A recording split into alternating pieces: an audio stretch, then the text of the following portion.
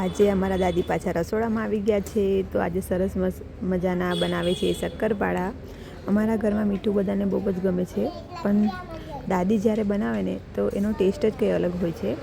દાદીને દિવસમાં એક બી વાનગી તો મારી દાદી બનાવી જ દે અમારા માટે.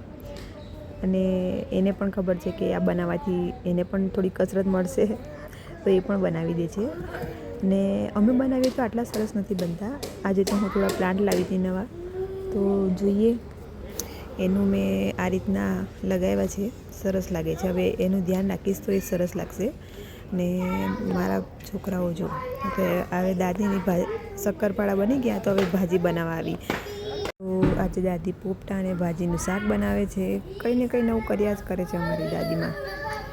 તો મેં તો ફર્સ્ટ ટાઈમ જ આ ખાઈશ, કારણ કે મેં તુવેર સિવાય ભાજીમાં કંઈ ખાધું નથી. તમે પણ ટ્રાય કરજો આ રીતના ભાજીમાં, સરસ લાગશે. અને મારી દાદીના વિડીયો આ રીતના જોઈને એને સપોર્ટ કરજો. તો આજે હું એક નવો પ્લાન્ટ લાવી છું, કડી લીમડાનો. અમારા ઘરે કડી લીમડો થાય, પણ તે સુકાઈ જાય તો હવે અમે એક ઊંડાની નીચે લાવીને ફરીથી ઉગાવવાના છીએ. તો આ રીતના એક લાવી છું. હવે જોઈએ, થોડી કેર કરીશું તો એ પણ થઈ જશે સારી.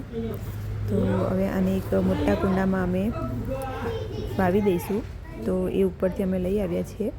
તો આ રીતના કંઈક અમે કર્યું છે. હવે જોઈએ, અને રોજ હું કરીશ કેર, પણ હવે 2 દિવસ તો હું જવાની છું.